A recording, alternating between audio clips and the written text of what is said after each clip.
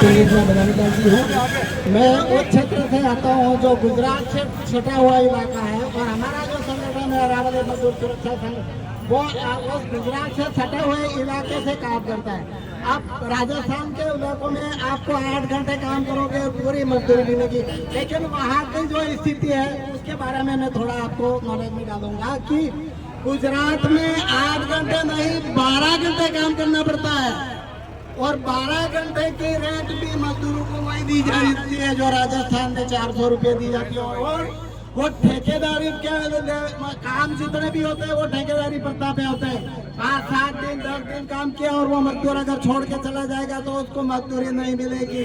और जब मजदूरी करने के लिए राजस्थान से गुजरात में जाता है तो वो फुटपाथ पे सोएगा और कहीं होटल नहीं खाएगा और शाम को अगर काम और केस पैसा नहीं मिला तो उसको भूखा सोना पड़ेगा।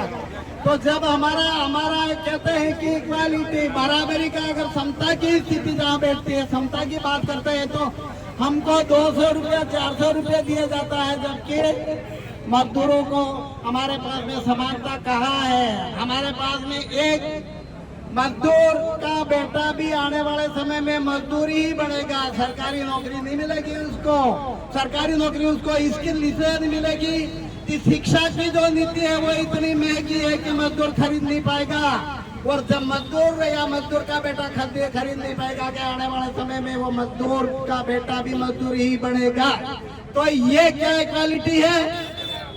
हमारा ये जो संगठन जो काम करता है वो असंगठित क्षेत्र में काम करता है और असंगठित क्षेत्र में हमें जब कोई यूनियन के बारे में अगर हम कोई काम करें या संगठित होकर के काम करें तो उसको मजदूरी के लिए हमें मजदूरी करने के लिए जाना पड़ेगा। तो उसकी मजदूरी कौन देगा?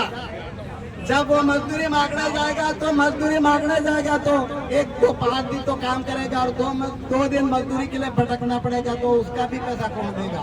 जब वो घर पे आएगा वापस तो उसके घर की स्थिति को सरकार की इतनी महंगी नीति को वो न खरीद सकता है, न सुचारू रूप से अपना जीवन यापन कर सकता है और न शिक्षा को खरीद सकता है, न स्वास्थ्य को खरीद सकता है।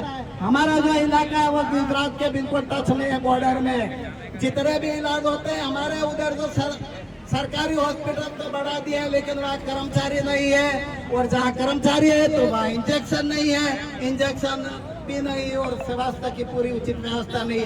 और मजदूरों को हमारे भाइयों को जाना पड़ता है गुजरात, जिसके गुजरात में जाते हैं तो वो चिकित्सा व्यवस्था इतनी हाई है, वो इतनी ज्यादा है कि वो ज्यादा हमारे भाई मजदूरों को अपने लोग इलाज नहीं करा पाते और तुरंत वो आकर के फिर या तो खाट में पड़े अपना जीवन लीला को वहीं समाप्त करनी पड़ती है। ये स्थिति है हमारे उस इलाके में। और सरकार की जो नीति है वो समानता कहते हैं, तो समानता है कहाँ? धन्यवाद साथियों।